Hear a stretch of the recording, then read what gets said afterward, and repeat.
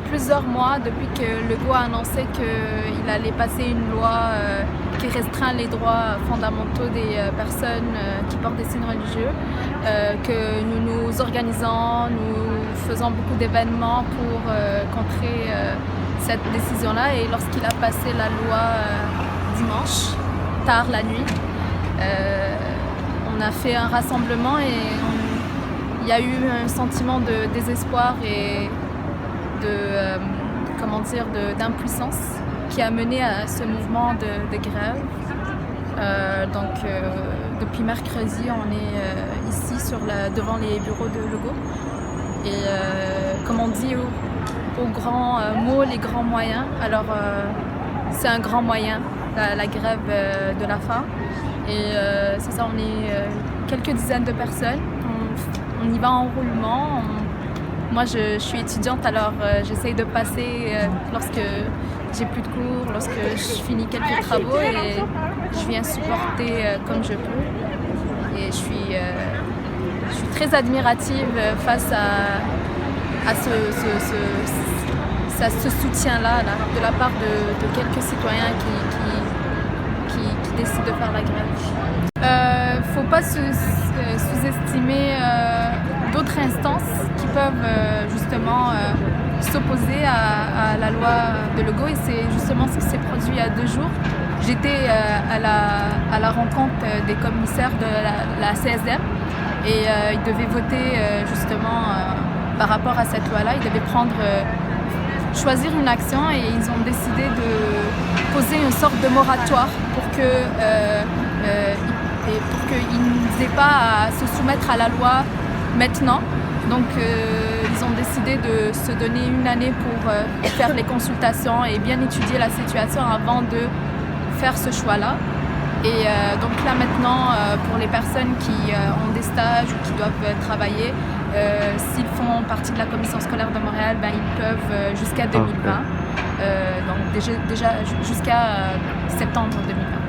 Donc, on a au moins cette année-là où on peut encore contester la loi, et il y a déjà des contestations juridiques qui ont pris place, et c'est ça. Donc tout ce qu'on peut faire, c'est vraiment de repousser un petit peu l'application de la loi en attendant qu'elle soit abandonnée. Parce que on parle du prochain mandat de Legault, c'est dans 3 ans. Ouais. C'est trop lent. Ouais. On va vraiment vite s'épuiser si c'est ça qu'il faut, si on doit repousser d'année en année jusqu'à ce que Legault ne soit plus le Premier ministre et qu'on ait à renouveler le baillon, parce qu'il faut le renouveler à chaque mandat. Alors c'est ça qui sera fait, mais c'est sûr que c'est pas gagné d'avance. C'est sûr que c'est inquiétant, parce que cette loi-là, elle ne fait pas que restreindre des droits fondamentaux et des libertés. Elle vient exacerber et un peu légitimer un climat social qui était déjà assez tendu. Alors on sait que, et moi je suis dans les réseaux sociaux, je le vois, il y a de plus en plus de gens qui dénoncent ces actes-là, parce qu'elles sont en croissance. Depuis même le projet de loi même, donc depuis juste dimanche, ouais, on peut voir des gens qui se permettent d'harceler dans les rues, d'harceler même dans les lieux de travail. Et peut-être que on doit passer à travers ça pour que les gens se rendent compte que cette loi-là, dans le fond, n'a aucun point positif. Rien du tout. Mais c'est sûr que c'est inquiétant. Je sais pas, nous on essaye de faire des initiatives. On a fait genre des pique-niques communautaires, oui, au Jarry. On a fait aussi à Saint-Michel.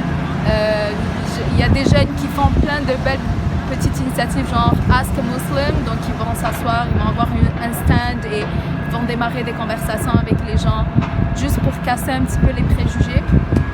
Et je pense que c'est ça que ça prend aussi. Puis si on veut avoir garder